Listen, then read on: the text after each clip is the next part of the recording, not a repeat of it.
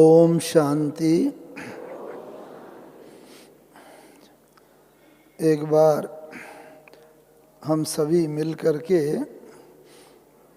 उस रीति से ओम शांति बोलेंगे जैसे कि यज्ञ के आदि में ब्रह्मा बाबा के साथ सभी बच्चे बोला करते थे। अंदर गहरी श्वास लेंगे और उस श्वास को निकालते हुए ओम की ध्वनि करेंगे और फिर दूसरी गहरी श्वास लेकर उसे निकालते हुए शांति की ध्वनि।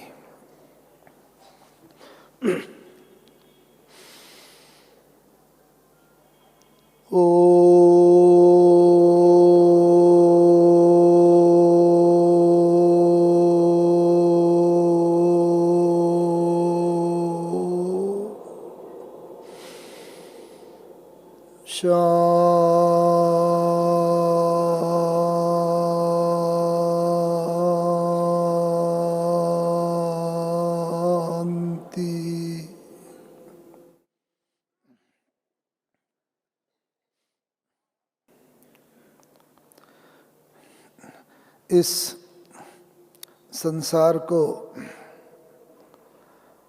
एक खेल कहा गया है और यह खेल है पुरुष और प्रकृति का। और इस पुरुष और प्रकृति के खेल में हम सभी खेल खेल रहे हैं। कोई भी खेल होता है तो उस खेल में हमेशा एक जीतता है तो दूसरा हारता है। और इस प्रकार से जो जीतेगा वो तो खुशी मनाएगा, जो हारेगा वो खुशी मनाने के स्थिति में नहीं होता और वो उसका दूसरा ही स्वरूप होता है। लेकिन ब्यूटी तो तभी है, बाबा ने यही कहा है, जो बाबा कहता है कि हमेशा खुश रहो और हमेशा विजयी भव, सदा विजयी रहो। तो इसीलिए ऐसा खेल हम खेलें कि कोई हारे ही नहीं, सभी ही विजय प्राप्त करें। तो इस पुरुष और प्रकृति के खेल में अगर एक रीति से देखा जाए तो आत्मा पुरुष और 5 तत्वों से बना, प्रकृति के इन तत्वों से बना ये शरीर, आत्मा और शरीर का ये खेल इस संसार में चलता ही रहता है। आत्मा आती है, एक शरीर लेती है, खेल खेलती है, शरीर वो छूटता है, दूसरा शरीर लेती है और इस तरह ये खेल चलता ही रहता है। और अगर एक दूसरे दृष्टिकोण से भी देखें, बेहद के दृष्टिकोण से, तो ये 5 तत्व जो बेहद में फैले हुए हैं, जल, अग्नि, वायु, पृथ्वी, आकाश, ये तत्व और एक परम पुरुष परमात्मा, तो वो भी बेहद में यह खेल चल रहा है। और ये खेल हम सब कर भी रहे हैं और देख भी रहे। तो ऐसा खेल खेलना है जो सभी जीतें। ऐसा हो सकता है खेल में कि कोई हारे ही नहीं, सभी जीतें? हो सकता है? बाबा तो यही कहता है कि हाँ होता है, हो सकता है। हम सब ने बचपन में एक कहानी पढ़ी थी, आप सब ने कहानी पढ़ी होगी, खरगोश और कछुए की। पढ़ी है सबने, रेस हुई खरगोश और कछुए में। तो जंगल में तो खरगोश तो तेज दौड़ने वाला, कछुआ बेचारा धीरे धीरे। तो दोनों की रेस हुई। उस रेस में खरगोश तेजी से दौड़ा और उसने सोचा अभी तो कछुआ बहुत पीछे है, रह गया, मैं थोड़ा आराम कर लूं। और परिणाम क्या हुआ हम सब ने सुना है, जाना है। कौन जीत गया? कछुआ जीत गया। हाँ, पहले कहते भी थे slow and steady wins the race. तो खरगोश को जब होश आया, नींद से जागा, तो उसने देखा कछुआ तो विनिंग लाइन तक पहुंच गया, जीतने की रेखा तक। तो उसने फिर कहा, हाँ भाई कल को फिर हम दौड़ेंगे, हाँ तो कल को फिर रेस होगी। तो कछुए ने कहा ठीक है। सबने कहा। अगले दिन फिर रेस हुई। आज खरगोश ने आलस्य नहीं किया, तेजी से दौड़ा और जीत गया। तो दोनों के पॉइंट कितने हो गए? 1-1। हाँ, एक खरगोश जीता रेस, एक कछुआ जीता। तो इस तरीके से ये रेस हुई। तो दोनों ने सोचा, अगले दिन कछुए ने सोचा कि खरगोश तो तेज दौड़ने वाला है, मैं क्या करूं। तो उसे एक आइडिया आया, सबने सुनी होगी कहानी। उसने बोला कि रोज हम इधर की तरफ दौड़ते हैं, आज हम इस डायरेक्शन में दौड़ेंगे। तो खरगोश ने कहा ठीक है। जो एम्पायर था उसने भी कहा चलो ठीक है। तो इस डायरेक्शन में दौड़े। खरगोश को तो मालूम था भाई मुझे सुस्ती नहीं करनी है, तेजी से दौड़ा। कछुआ धीरे धीरे दौड़ा। आगे एक नदी बह रही थी रास्ते में, खरगोश तो वहाँ जाके रुक गया।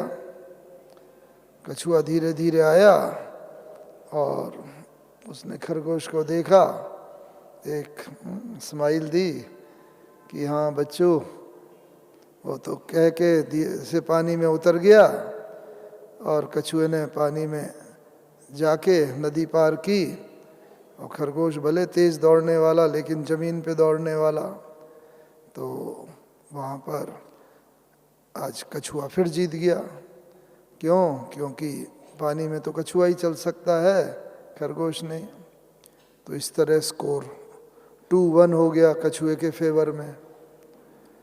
तो खरगोश भी सोचने लगा भाई क्या करें, ये तो रोज हमेशा ही ऐसा होगा। तो ऐसा हम क्यों ना करें कि हम दोनों ही जीत जाएं, कोई हारे नहीं, दोनों मिले। दोनों ने मिलकर एक स्ट्रेटजी बनाई कि हाँ। और अगले दिन फिर रेस हुई। जंगल में ढिंडोरा पीट दिया गया कि भाई आज फाइनल रेस होगी। अभी तक तो हीट्स चल रही थी, क्वार्टर फाइनल, सेमीफाइनल, अभी आज फाइनल होगी। सब लोग इकट्ठा हो गए। और जब रेस शुरू हुई ज़मीन पर, तो क्या हुआ? ज़मीन पर तो खरगोश तेजी से दौड़ता है, तो खरगोश ने कछुए को अपनी पीठ पर बैठा लिया और बड़ी तेजी से दौड़ के दोनों नदी के तट तक पहुंच गए। क्योंकि खरगोश को ही दौड़ना था, कछुआ तो ऊपर बैठा हुआ था। और जब पानी आया तो, नदी आई तो क्या हुआ? सब गैस कर सकते हैं, कछुए ने खरगोश को अपने ऊपर बैठा लिया और दोनों ने नदी को तेजी से पार कर लिया। इस तरह दोनों ही जीत गए, कोई हारा नहीं। हाँ, इस कहानी से क्या शिक्षा मिलती है? हम सब भी रेस में दौड़ रहे हैं ना। बाबा ने कहा सब, आज भी रेस की बात है। पुरुष ये प्रकृति के तत्वों पर जीत, विजय। तो विजय तो है, माया से युद्ध है। तो इसलिए इस रेस को जीतना ही है। जीतें न जीतें, क्या होगा कैसे होगा, नहीं, हमें जीतना ही है। किसी भी हालत में ये अगर लक्ष्य रहेगा तो जीत जाएंगे। लेकिन इसके लिए कौन सा एक, इस कहानी से कौन सी शिक्षा मिलती है, कौन से विशेष गुण की आवश्यकता है? हाँ, सहयोग की। हर एक को हम अपना सहयोगी बनाते हुए चले। किसी से भी हम कंपटीशन की भावना, ईर्ष्या की, घृणा की, द्वेष की, कोई ये भावना ना हो। बस ये सभी को हम सहयोगी बनाते चले। तो सहयोगी बनाते हुए चलेंगे तो क्या होगा? जीतेंगे ही। हारने का तो प्रश्न ही पैदा नहीं हो सकता। तो आत्माओं को तो चलो सहयोगी बना लेंगे, लेकिन कहा जाता है ना, मन जीते जगत जीत। तो मन को जीता, उसके आधार पर व्यक्तियों को जीता, लेकिन जगत जीत के लिए जगत में क्या क्या आ जाता है? जगत में पशु पक्षी, जीव जंतु, पेड़ पौधे, प्रकृति, सभी चीज आ जाती है। तो हर एक को हमें अपना सहयोगी बनाते हुए चलना है। तब हम इन सब से के आधार पर, सबके सहयोग से विजय पूर्ण रीति से प्राप्त कर लेंगे। तो ये शरीर भी तो हमारा 5 तत्वों से बना हुआ पुतला है ना। तो ये हमारा अंतिम पेपर है, ये शरीर के साथ। और इसीलिए गायन है जो बाबा भी कहता है, हम सबका पुरुषार्थ किस लिए हो रहा है कि अंत में जब हमारा शरीर छूटे, उस समय हमें और कोई भी याद न रहे, न कोई व्यक्ति, न वस्तु, न वैभव, न पदार्थ, कोई भी। अंत में बस मैं और मेरा बाबा। इसीलिए कोई भी याद नहीं रहेगा तो अंत मते सो गति हो जाएगी। लेकिन ये कैसे होगा अंत मते सो गति? जब एक तरफ तो बाबा ने बता दिया, हाँ हम सब अपने पुराने संकल्पों, पुराने संस्कारों के ऊपर विजय प्राप्त करने का पुरुषार्थ कर रहे हैं, और दूसरी तरफ जो है ये जो विश्व परिवर्तन का कार्य है, इसमें प्रकृति के 5 तत्वों का भी बहुत मेजर पार्ट है, मुख्य पार्ट है परिवर्तन में। 5 तत्वों का। एक तरफ धरती हिलेगी, इतने भूचाल आएंगे, चारों तरफ हाहाकार मचा होगा, बिल्डिंग गिरेंगी, ये सब अकाले मृत्यु और समूह मृत्यु इकट्ठे, सब चारों तरफ वो ही वातावरण होगा। ऐसे अंत समय में कैसे हम अपनी बुद्धि को स्थिर रख पाएंगे? चारों तरफ कहीं पर कोई भी प्रियजन, मित्रजन, संबंधी, उन सब की मृत्यु हो रही होगी, शरीर छोड़ रहे होंगे, हाहाकार मचा। एक तरफ पृथ्वी का, दूसरी तरफ जल का तांडव नृत्य है, चारों तरफ पानी पानी, प्रलय हो गई, जैसे कि शास्त्रों में भी गायन है। ऐसे समय में कैसे हम जल, इन तत्वों की, ये तत्व हमारी मृत्यु का कारण न बने, ये हमारे सहयोगी बन के हमें हमारी मंजिल तक पहुंचा दें। ऐसा क्या हो, क्या करें कि बस अंतमते सो गति, बहुत सद्गति हो जाए। तो ये जो तत्व है ना, इन तत्वों का भी हमारे शास्त्रों में, हमारे धर्म ग्रंथों में, सभी में गायन है। ये तत्व भी देवता है।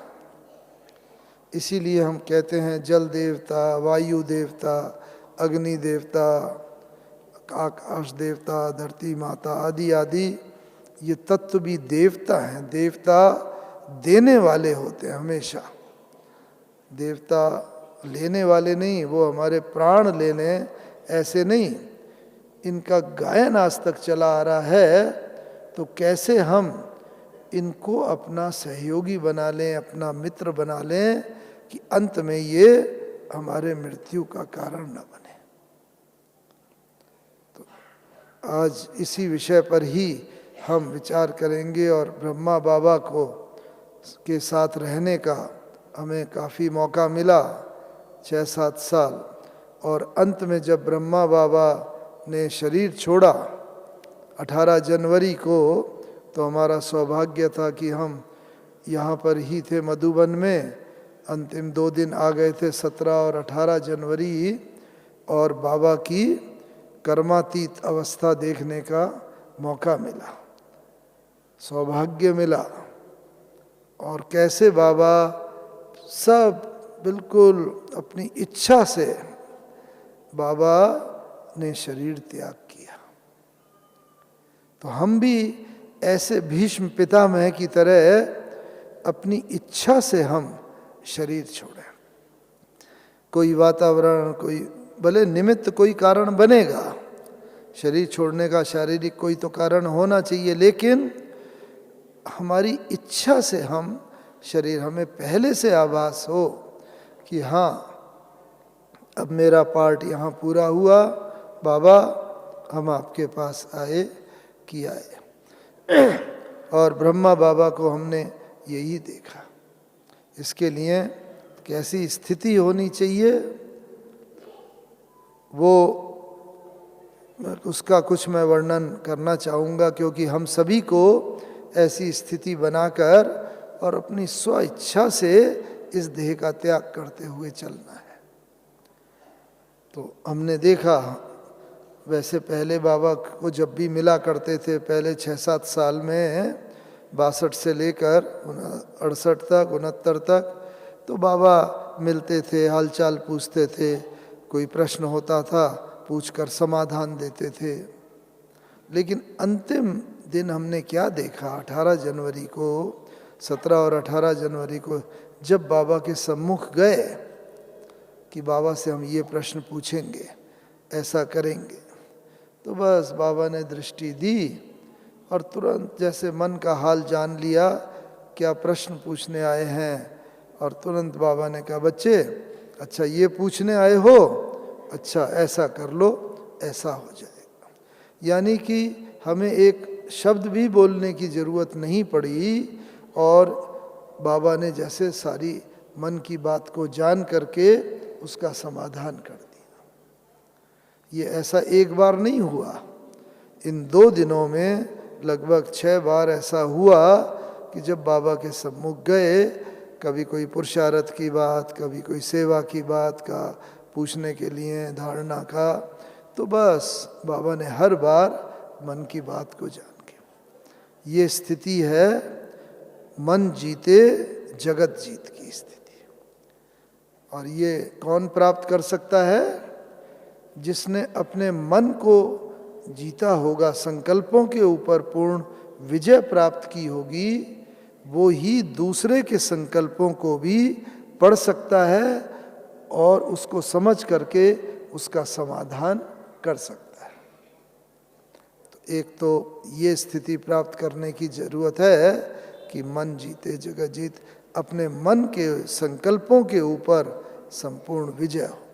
अगर हमारे मन में भी कोई संकल्प चलते होंगे और दूसरा कोई हमारे सम्मुख आया, तो उसके संकल्पों के साथ हमारे संकल्प मिक्स हो जाएंगे और हम उनका यथार्थ उत्तर उस व्यक्ति को नहीं दे सकते। तो इसलिए ये ऐसी स्थिति पाने के लिए एक तो ये आवश्यकता है अपने संकल्प, जैसे ब्रह्मा बाबा को हमने अपनी आँखों से देखा। दूसरी बात, वैसे पहले भी हमेशा जब भी मिला करते थे ना, तो बाबा बस किसी भी बच्चे से मिलते थे, आओ बच्चे, ये चित्र भी देखा होगा आपने मधुबन में, बस जाते हैं तो बाहर ही चित्र लगा हुआ है, ऐसे हाथ फैलाए, आओ बच्चे, आओ मीठे बच्चे, आओ स्वीट चिल्ड्रन। और ऐसा मैग्नेटिक पावर होती थी, ऐसी शक्ति कि बस खिंच करके हम बाबा की बाहों में चले जाते थे। तो उसके बाद इतना ही काफ़ी नहीं, जैसा ही बाबा के बाहों में गए, बाबा से मिले, तुरंत विदेही हो जाते थे, अशरीरी हो जाते थे। सोल कॉन्शसनेस की पूर्ण स्टेज का अनुभव करते थे। अभी तो फिर भी पुरुषार्थ करना पड़ता है हम लोगों को, लेकिन उस समय तो एक सेकंड में ही ऐसी स्थिति हो जाती थी, क्योंकि बाबा क्या इतना तेज, जैसे मैग्नेट होता है चुंबक, उसके सानिध्य में कोई भी लोहे की चीज आए वो भी टेम्परेरी मैग्नेट बन जाती है, चुंबक बन जाती है। ऐसे ही ये बाबा की भी ऐसी स्पिरिचुअल मैग्नेटिक शक्ति थी कि बस उसमें आए और विधेयी हुए, फिर थोड़े समय वो उस आनंद में रहते थे, फिर बाबा ऐसे थपथपा के आओ बच्चे, आओ मीठे बच्चे, बस जैसे देह में खिंच के आते थे। कोई आत्मा देह से न्यारी अलग शरीर से छोड़ के नहीं जाती, लेकिन जैसे कॉन्शसनेस विड्रॉ हो जाती। उसके बाद बाबा हालचाल पूछते थे, टोली खिलाते थे, एक जाता था दूसरा आता था, वो भी ऐसा अनुभव करता था। तो हमें भी ये देखना है कि हमारी भी अपनी स्पिरिचुअल पावर इतनी हो जाए कि जिस भी आत्मा को हम देखें वो अशरीरी हो जाए। आज भी, आज की मुरली में भी यही है ना, क्या है ये आज की मुरली में? बस हम खुद, चैरिटी बिगिंस एट होम, हम खुद जितने अशरीरी होंगे, आत्मिक स्थिति में स्थित होंगे, तो जिस भी आत्मा को हम देखेंगे आत्मिक दृष्टि से, वो आत्मा भी तुरंत उस स्थिति का अनुभव करेगी। तो सबसे पहले हमें अपने ऊपर ये प्रयोग करना है कि मैं आत्मा, बस इस शरीर को, ये शरीर देखते हुए भी मैं आत्मा इसको देख रही हूँ, आत्मा को देख रही हूँ, भाई या बहन भी नहीं, मैं आत्मा इस आत्मा को भ्रकुटी में देख रही हूँ। ऐसी स्थिति का अनुभव बाबा कराता था, तो ये भी हमें इस स्थिति का अनुभव करना और कराना है कि जिसको भी नैन मुलाकात करें, दृष्टि दें, वो आत्मा देह भान भूल जाए, अशरीरीपन में आ जाए। और तब ही बस बाबा कहता है ना, मैं खिवैया हूँ, तुम सबको भी, संगम युग पर ये सृष्टि दुनिया एक बड़ा जहाज है, आज की मुरली में ही बोला ना बाबा ने, और मैं इस जहाज से ये संगम युग पर तुमको पार लगा दूंगा। खिवैया का भी है वो कहानी, रामायण की तो सबने सुनी है ना। हाँ, जब रामचंद्र जी, जब कहानी में तो ऐसा ही आता है, जब रामचंद्र जी को वनवास हुआ तो गए जंगल में, राम लक्ष्मण सीता, वो तो नदी थी, नदी पार करनी थी, तो केवट था वो, तो उसने बैठाया और नदी पार करा दी। बहुत खुश हो रहा था केवट भी। तो जब नदी पार हो गई तो रामचंद्र जी था तो राजा ही संस्कार, क्या करें, तो उन्होंने अपना कोई हार वगैरह उतारा और उसको हाथ में दे दिया दक्षिणा के रूप में। तो उसने मना किया, नहीं नहीं मैं नहीं लूँगा, केवट ने, जो खिवैया था। तो उन्होंने बहुत कहा, उसने नहीं लिया। क्या उत्तर दिया उसने? हाँ, उसने कहा कि ये संसार का नियम है कि एक प्रोफेशन वाला, जो प्रोफेशन होता है उसका, वो अपने ही प्रोफेशन वाले से कभी भी कुछ फीस नहीं लेता, दान नहीं लेता। मानो एक डॉक्टर है, दूसरे डॉक्टर का ऑपरेशन करेगा, उससे पैसे नहीं लेगा। एक कोई है, जो भी है, तो अपने प्रोफेशन वाले से पैसे नहीं लेते। प्रोफेशन माने जो भी उनका कर्म है। तो उसने कहा, हम, मेरा और आप भी खिवैया हो, मैं भी खिवैया हूँ, कैसे मैं पैसे ले सकता हूँ? तो रामचंद्र जी ने बोला, कहानी में ऐसा आता है कि भाई तुम तो ये नाव चला रहे हो, नदी पार करा रहे हो, खिवैया हो, ठीक है, मैं कैसे हूँ खिवैया? समझते हैं ना, जो आज बाबा ने कहा, उसने कहा बस महाराज आप इतना ख्याल रखना कि मैंने जैसे आज आपको ये नदी से पार करा दिया, जब अंत में सबका हिसाब किताब हो और मेरी भी बारी आए तो मुझे भी इस भवसागर से आप पार करा देना, कोई भी फीस नहीं लेना। हाँ, तो हम सब भी मास्टर खिवैया हैं, तो इसलिए मास्टर खिवैया बन करके हमें भी इस संसार से खुद भी पार होना है और सूर्य संसार को भी पार कराने में भगवान की मदद करनी है।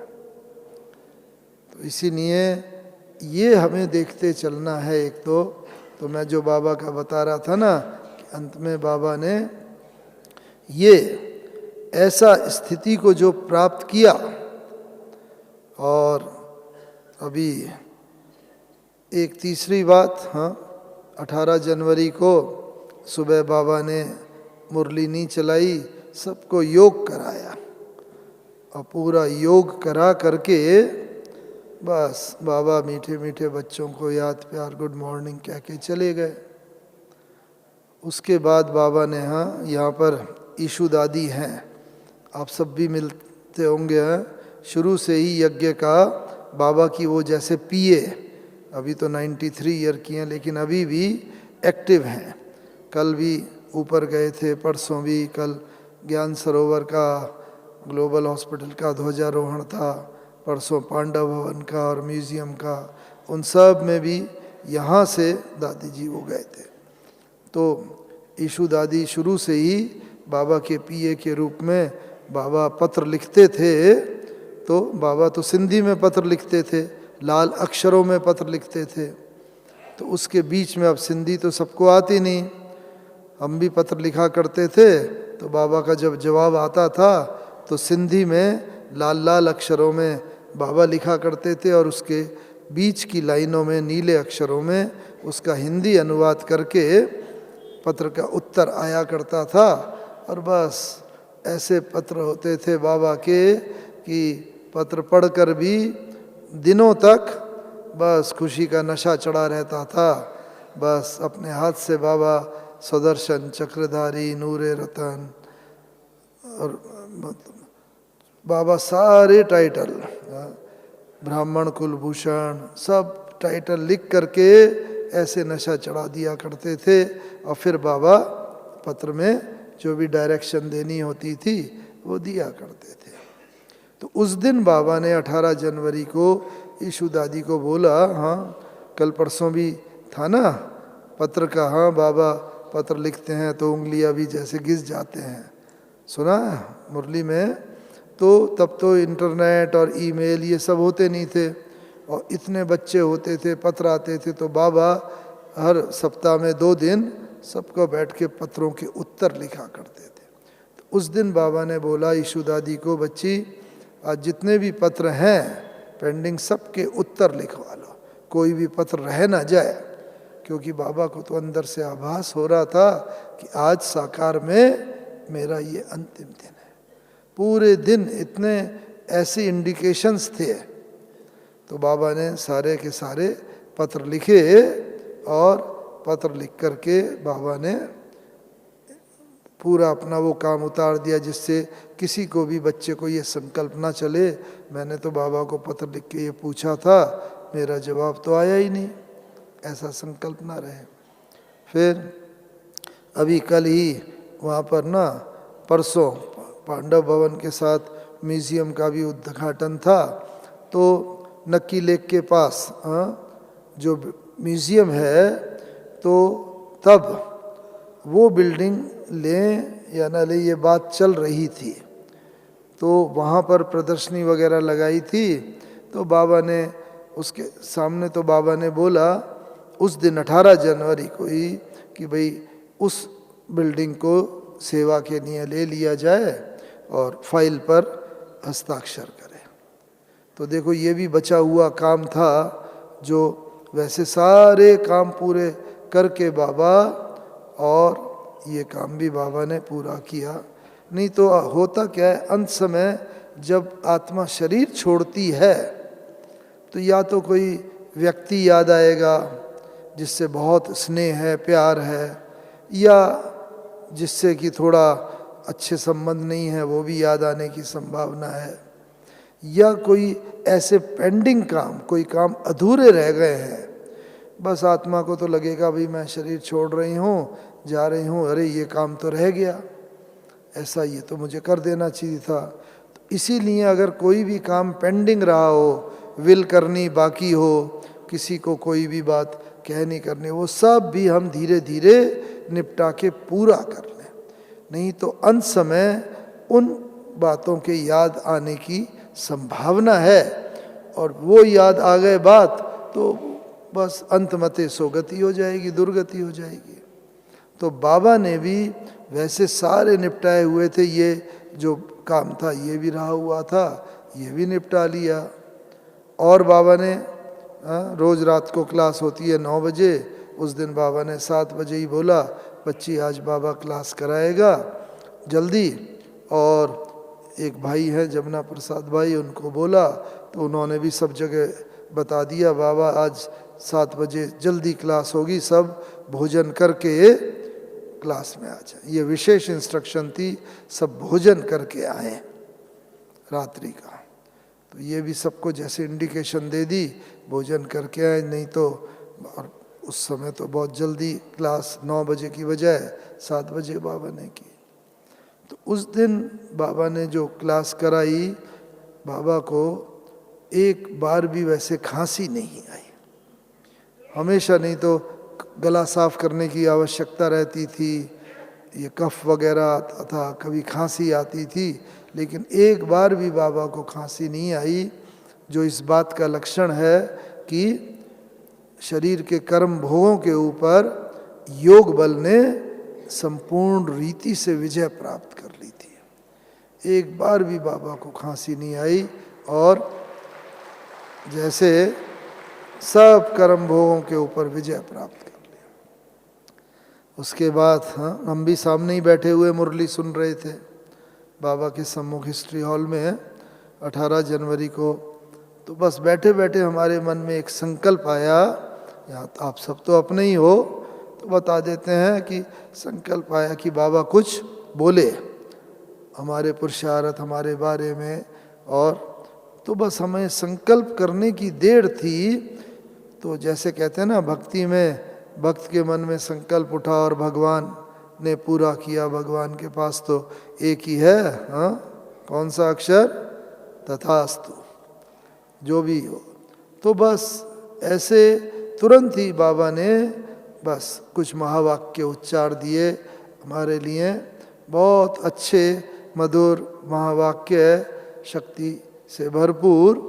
तो ये इस बात का प्रतीक है कि जो मैंने बताया पहले भी, कि जब आत्मा कर्मातीत स्थिति में होती है तो कहीं से भी कोई भी भक्त की, कोई भी व्यक्ति की इच्छा होती है, कोई संकल्प होता है, उस संकल्प को जानकर तथास्तु उसकी इच्छा पूर्ण हो जाती है। और इस तरह बाबा कह के हिस्ट्री हॉल में दरवाजे तक गए, सब बच्चों को बहुत अच्छी तरह दृष्टि दी। दादी जी भी सामने बैठे हुए थे, दादी प्रकाशमणि जी। और बाबा ने कहा अच्छा, बाबा बच्चों से छुट्टी लेता है, विदा लेता है। ये अक्षर इतने 33 साल में पहले कभी 1936 से लेकर 69 तक ये अक्षर कभी नहीं बोले बाबा ने। बच्चों से विदा लेता है, छुट्टी लेता है, बस गुड नाइट या गुड मॉर्निंग कह के बाबा चले जाते थे। उस दिन बाबा ने ये कहा। और बाबा कमरे में गए, दादी जी के हाथ में हाथ, नैन मुलाकात करते हुए बाबा ने जैसे छुट्टी ली, विदा ली। तो ये सारे शरीर के हिसाब किताब तो बाबा पूरे करके चले गए, लेकिन प्रकृति जीत कैसे बने वो उसके बाद आभास हुआ कि बाबा का शरीर 18 जनवरी की रात को रखा रहा, 19 का दिन, 19 की रात, 20 का सारा दिन, 20 की रात, 21 को भी दोपहर के बाद बाबा का संस्कार किया गया। लेकिन बाबा के शरीर में कहीं भी कुछ कालापन नहीं आया, कोई दुर्गंध नहीं आई, कोई इंजेक्शन नहीं दिया गया था, कोई केमिकल लोशन नहीं लगाया गया, कुछ भी नहीं। लेकिन वैसे ही शरीर, और जब बाबा को स्नान कराया सब वरिष्ठ भाइयों ने मिल कर के वो, तो बाबा के शरीर में काफ़ी हद तक जैसे कि फ्लेक्सिबिलिटी थी, जो इस बात का प्रतीक है कि ये 5 तत्वों से बने हुए इस शरीर को भी, पुतले को भी, इस पर भी 5 तत्वों पर बाबा ने कैसे विजय प्राप्त कर ली। और उसी पर ही और अभी हम चर्चा करेंगे कि बाबा ने तो प्रकृति जीत बन गए, लेकिन कैसे हम बच्चों को भी प्रकृति जीत बनना है। क्यों? क्योंकि ये शरीर ही हमारा सबसे निकट का साथी है। चाहे हम कोई भी सतयुग से लेकर कलयुग अंत तक जन्म लें, लेकिन शरीर तो होगा ही, शरीर के बिना तो आत्मा कुछ कर नहीं सकती।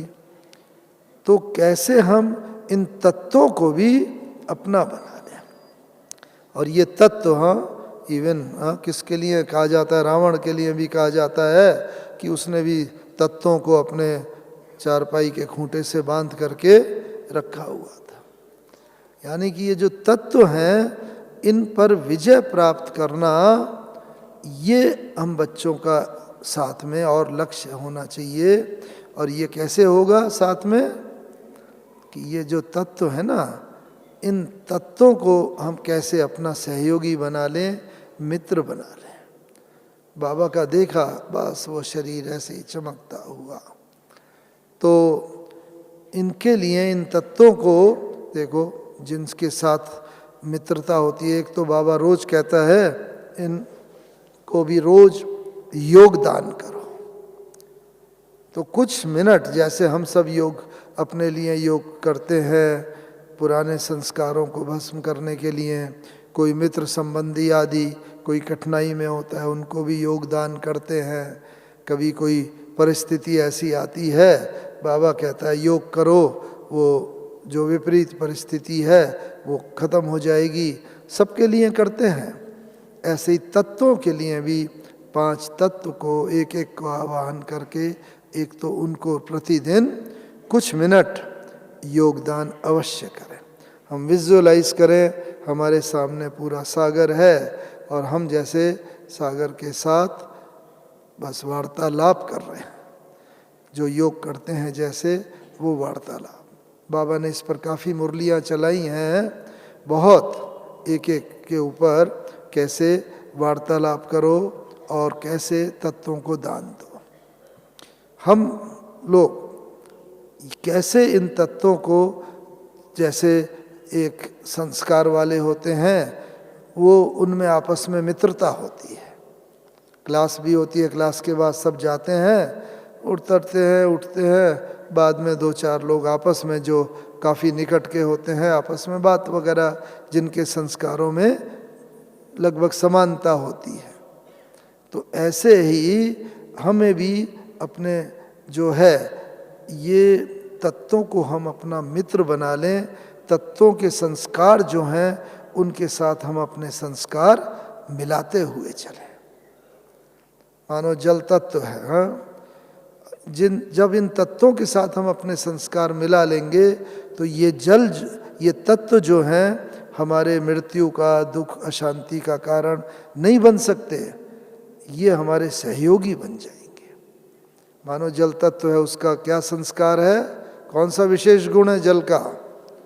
शीतलता। और भी जल का गुण है एडजस्टमेंट का, फ्लेक्सिबिलिटी का। देखो जल तत्व है, इसको अगर गिलास में लो, गिलास में सेट हो गया, कटोरी में लो, कटोरी में हो जाएगा, थाली में लो, थाली में हो जाएगा, किसी में भी, चम्मच में भी हो, लो उसमें, ऐसे हर एक के साथ एडजस्ट हो जाता है। ऐसे हमारा भी संस्कार अगर ऐसा होगा कि हम हर एक के साथ एडजस्ट होकर के चल सकें। कोई भी ऐसा ना हम कहे कि भाई इनके साथ तो एडजस्ट होना आसान है, उनके साथ एडजस्ट होके चलना मुश्किल है। नहीं, हर एक के साथ हम जितना फ्लेक्सिबल होंगे, एडजस्टेबल नेचर होगी, तो हम एडजस्ट होके चल सकेंगे। तो जल के साथ एक ही विशेष संस्कार मिला लिया, हमने अपना जल का गुण हमने धारण कर लिया, तो दोनों में फ्रेंडशिप हो जाएगी। क्योंकि फ्रेंडशिप वही है, एक जैसे संस्कार जिसमें होते हैं उनमें फ्रेंडशिप होती है। जल में शीतलता का भी संस्कार होता है बताया।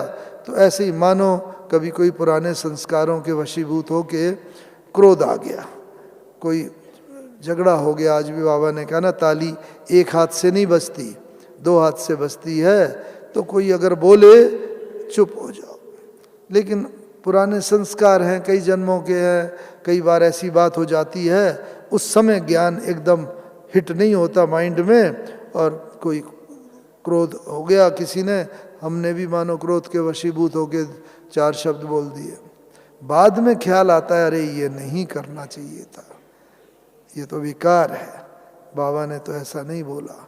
तो शीतलता का गुण तुरंत हम उससे निकल करके अपने शीतलता के गुण की तरफ अगर आ जाएं, आत्मा के जो शांत स्वरूप का गुण है, तो जैसे जल का भी संस्कार है, आग पर रखो बॉयल हो जाता है, उबल जाता है, उतार के रख दो शीतल हो जाता है। तो ऐसे ही उस संस्कार को भी धारण कर लें कि जब भी हमें इस परिस्थिति आए उसमें आ जाए। जल हमेशा आगे बढ़ता रहता है, अपना रास्ता बनाता रहता है। ऐसे पेपर तो आएंगे, परिस्थितियां आएंगी, हार जीत, दुख सुख, मान अपमान, निंदा स्तुति, ये सब होंगे, लेकिन ये सब भी को भी देखते हुए हर परिस्थिति में जैसे हम आगे ही बढ़ते रहें, रुक न जाए। इसीलिए बस ये गीता में भी कहा है, स्थित प्रज्ञा, योगी की स्थिति ऐसी होती है हर परिस्थिति में समान, हार को भी जीत में बदल ले। बड़ा अच्छा किसी ने 2 लाइन में कहा है, फूल होता है ना, किसी का आदर करते हैं, सत्कार करते हैं, फूल देते हैं जिससे स्नेह होता है, रिस्पेक्ट होती है। कि सुना होगा आपने, फूल बनकर मुस्कुराना जिंदगी है, फूल बनकर मुस्कुराना जिंदगी है, मुस्कुराकर गम भुलाना जिंदगी है, जीत कर तुम खुश हुए तो क्या हुआ, हार कर भी मुस्कुराना जिंदगी है। जीवन में जीतने पर तो सभी खुश होते हैं, लेकिन हार भी हो उसे हार न समझें, यही समझें ये तो मैं तो प्रभु के गले का हार हूँ, और ये हार जो है ये मुझे अंततः जीत तक ले ही जाएगी। तो इसलिए हर परिस्थिति में समान। तो जल के अनेक गुण होते हैं, अभी तो समय के प्रभाव में हर तत्व के मैं कुछ गुण ही लूँगा। तो ये जल के साथ जितनी हम मित्रता करते चलेंगे, उसका शीतलता का गुण, उसका एडजस्टमेंट का गुण, उसका सदा आगे बढ़ने का गुण आदि आदि, तो क्या होगा, जल कभी हमारी मृत्यु का कारण नहीं बन सकता।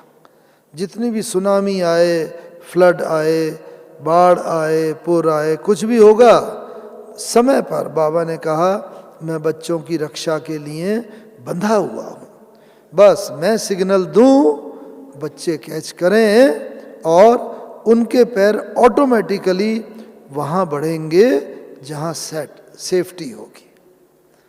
बस हमारा बाबा ट्रांसमीटर तैयार है, वो समय पर हमें चेताता है, सावधानी देता है। लेकिन अगर हमारा ये रिसीवर सेट जो है ना, ये प्रॉपरली ट्यून्ड होता है, तो क्या होता है, हम बाबा की बात को कैच कर सकते हैं और आगे बढ़ जाते हैं।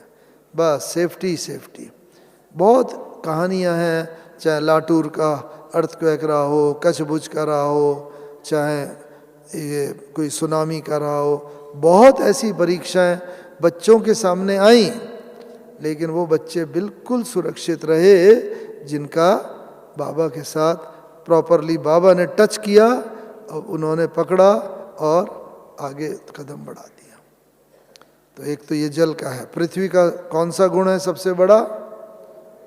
पृथ्वी का कौन सा गुण है? धैर्यता। ठीक है, बहुत अच्छा ये भी है, लेकिन सबसे बड़ा गुण है दातापन का। पृथ्वी देती है। देखो, पृथ्वी में एक बीज बो दो, पेड़ निकल आएगा, वो 1000 गुना करके 1000 बीज पैदा हो जाएंगे। पृथ्वी से ही हमें पानी मिलता है, अनाज मिलता है, फल फूल सब्जी सब कुछ पृथ्वी देती है, दाता है। ऐसे ही बाबा कहता है अब बच्चे आप भी दाता बनो। कोई स्थूल चीज़ देने की बात नहीं है, लेकिन हमारे सम्मुख जो आए उसे इतना प्रेम दें, स्नेह दें, सहयोग दें, उसके प्रति आदर हो, हमारे ऑरा, हाँ ऐसा हो, वाइब्रेशन चारों तरफ इतने पॉजिटिविटी के वाइब्रेशन हो कि जो कोई भी आए वो खाली हाथ ना जाए, बस कुछ ना कुछ लेकर ही जाए। ये सूक्ष्म चीज़ों में तो कोई खर्चा तो होता नहीं, इसीलिए खास करके, और ये तब होगा जब प्रेम की भावना सब आत्माओं के प्रति हमारे मन में होगी। बस आत्मा को भी अंग्रेजी में इसीलिए सोल कहते हैं, और किसी दार्शनिक ने बड़ा अच्छा कहा है SOUL, यानी सब्जेक्ट ऑफ यूनिवर्सल लव। आत्मा जो है प्रेम स्वरूप है, और ये प्रेम जितना हमारे अंदर होगा, ये प्रेम के आधार पर ही बाकी सारे गुण और शक्तियाँ वो धारण होती है। एक खुसरो, हाँ बहुत पुराने दार्शनिक होके गए हैं, बड़ा अच्छा लिखा है उन्होंने कि खुसरो दरिया प्रेम का उल्टी जाकी धार, जो तैरा सो डूब गया, जो डूबा सो पार। जो प्रेम में, परमात्मा के प्रेम में डूब गया वो तो पार हो गया, और जो इस नदी से, प्रेम की नदी से तैर कर बाहर निकल गया, अलग हो गया, वो जैसे कि समाप्त हो गया। तो वो आवश्यकता ये है कि ईश्वर के प्रेम में हम इतना डूबे हुए हों बाबा के, कि ये बाकी जितने भी सहयोग, हर जिन आत्मा के प्रति प्रेम की भावना होगी उनके प्रति ऑटोमेटिकली ये पॉजिटिविटी की भावना। इसीलिए देखो अव्यक्त बाप दादा जब आते हैं ना, बस दया का सागर, प्रेम का सागर, चारों तरफ वातावरण में कैसे पिन ड्रॉप साइलेंस, कैसा वातावरण हो जाता है स्नेहमयी प्रेममयी का। तो इसीलिए ये धरती का गुण धारण करो, दातापन का। धरती में सहनशीलता का भी गुण होता है, सहनशीलता का, धैर्यता का, जैसे किसी ने कहा आदि आदि। तो क्या होगा कि जितने भी अर्थक्वेक आएंगे, धरती हिलेगी, अंत में बहुत सारी ऐसी बात होगी, लेकिन ये धरती हमारे मृत्यु का, अशांति दुख का कारण नहीं बन सकती। क्यों? क्योंकि धरती का ये गुण हमने धारण कर लिया, दातापन का, ये धैर्यता का। तो ये धारण करने से क्या होगा कि समय पर धरती जैसे हमें सिग्नल देगी, हमारे पैर उधर ही बढ़ेंगे जहाँ बिल्कुल सेफ्टी होगी, और मक्खन से बाल की तरह निकल जाएंगे, कोई भी बाल बांका नहीं कर सकता। बस आवश्यकता ये है, बाबा ने बोला क्या आवश्यकता, कि बाबा जो टच करा रहा है उसको हम रिसीव कर सकें। तो ये धरती के साथ एडजस्ट, ये जो गुण है ना, जल के साथ एडजस्टमेंट का, धरती के साथ दातापन का, और विनाश के ये जो 5 तत्व कारण है ना, वायु में कौन सा विशेष गुण होता है? वायु में हल्केपन का गुण होता है। पृथ्वी हर चीज को नीचे खींचती है, वायु हर चीज को ऊपर ले जाती है, उड़ाती है। तो ऐसे ही वायु में दूसरी बात, अपनी कोई सुगंध नहीं होती, जिधर से वायु गुजरती है दुर्गंध से गुजरेगी, दुर्गंधमय वातावरण हो जाएगा, सुगंधी से गुजरेगी, सुगंधमय वातावरण हो जाएगा। तो ऐसे ही हम भी इतने जो आत्मा का गुण भक्ति मार्ग में गा दिया है, कौन सा?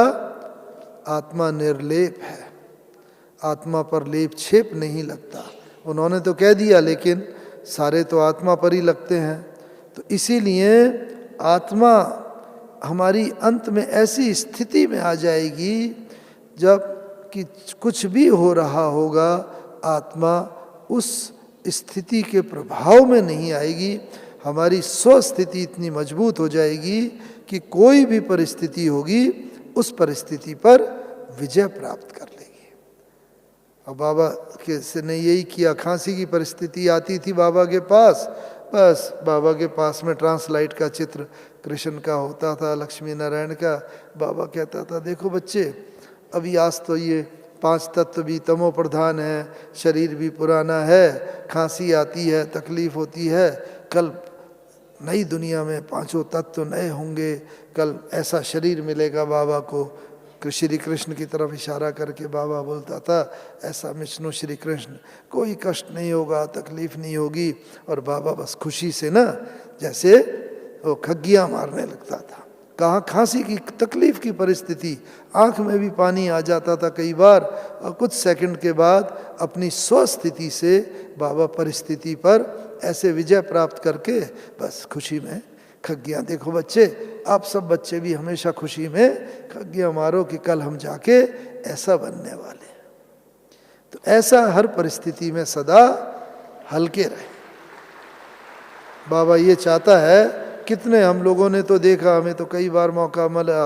एक बार कलकत्ते में प्रदर्शनी हो रही थी, मेला, वहाँ किसी ने आग लगा दी, सब चित्र जल गए, पंडाल जल गए।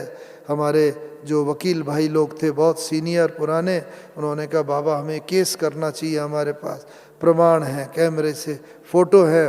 बाबा ने कहा नहीं बच्चे, बाप कभी भी बच्चों पर केस नहीं कर सकता।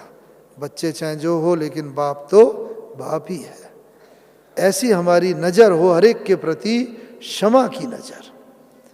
कितनी भी कोई परिस्थिति होती थी, कभी भी बदले की भावना या इसे भी दिखा दूंगा, कोई ऐसी भावना नहीं। यही महान आत्माओं का गुण है। क्षमा करो और क्षमा मांग लो, जीत है इसमें हार नहीं। क्षमा वीरों का भूषण है, कायर का व्यवहार नहीं। जो कायर होगा ना, वो क्षमा नहीं कर पाएगा। जो महावीर होगा वो क्षमा कर पाएगा। और वो तब क्षमा कर पाएगा जब वायु की तरह हल्का रहेगा, किसी बात से भारी नहीं होगा, जब हम सदा हर परिस्थिति में हल्के रहें। और चौथा, आकाश तत्व। आकाश में कौन सा गुण होता है? विशाल काय आकाश। कितना, एक आकाश है जैसे। तो बस आकाश की छत्र छाया में ही ये सारा संसार है। देखो आकाश में ना अंत में बहुत विनाश के कारण बनेंगे। आकाश मार्ग से रॉकेट, मिसाइल्स, बम आदि आएंगे। बहुत आपके चारों तरफ हाहाकार का वातावरण होगा। लेकिन अगर आकाश की तरह हमने अपना हृदय विशाल रखा हुआ होगा, हर एक के प्रति क्षमा की भी भावना होगी, तो अच्छा, हर एक के प्रति भी क्षमा की भावना होगी, तो हम उसे भी आकाश मार्ग से आने वाली कोई चीज़ें हमारे विनाश का कारण नहीं बन सकती। और अंतिम चीज़ है अग्नि तत्व। हाँ, सूर्य अग्नि का प्रतीक है ना, तो इसीलिए अग्नि का प्रतीक सूर्य होने से क्या है, बाबा ने भी कहा आप बच्चों को भी ज्वालामुखी योग, ऐसा योग करना है कि सारे जैसे भस्म हो जाएं। और जो ज्वालामुखी योग होगा, अग्नि में ये विशेष गुण होता है कि जो भी चीज़ उसमें डालो उसका रूप परिवर्तन हो जाता है। तो ऐसे ही अग्नि में जो चीज़ डालो उसका रूप परिवर्तन। हमारे सामने जो भी आए, बाबा ने कहा है अंत में ऐसी परिस्थिति आएगी, आपके सामने रोती हुई आत्मा आए, बस आपके सम्मुख आए, आपका ऐसा ज्वालामुखी स्वरूप देखें और रोती हुई आए, हंसती हुई चली जाए। अशांत आत्मा आए, शांति के सागर में लहराती हुई चली जाए। तो ये है प्रकृति के तत्वों पर विजय, कि ये जो 5 तत्वों से हमें उनके गुण ये धारण करने हैं। और जितना जितना हम ये धारण करते चलेंगे, और इसीलिए व्यक्तियों ने ना प्रकृति को भी भगवान कह दिया है। भगवान शब्द देखा है आपने? हाँ, इसमें क्या विशेषता है? एक एक शब्द देखो, भ यह है भूतल का प्रतीक यानी धरती का, ग गगन का प्रतीक, व वायु का प्रतीक, व के आगे जो डंडा है मात्रा है अ वो अग्नि का प्रतीक, और न जो है वो नीर का प्रतीक, जल का प्रतीक। तो इसीलिए भक्ति मार्ग में प्रकृति को भी भगवान कह दिया है कि यही भगवान है। अब हम तो समझ गए हैं भगवान अलग है, प्रकृति अलग है, लेकिन प्रकृति के तत्वों को अपना सहयोगी बनाकर भी हमें अंततः उनके साथ बस अपने अंतिम स्वरूप को धारण करना है और उन पर विजय प्राप्त करनी। ओम शांति, ओम शांति।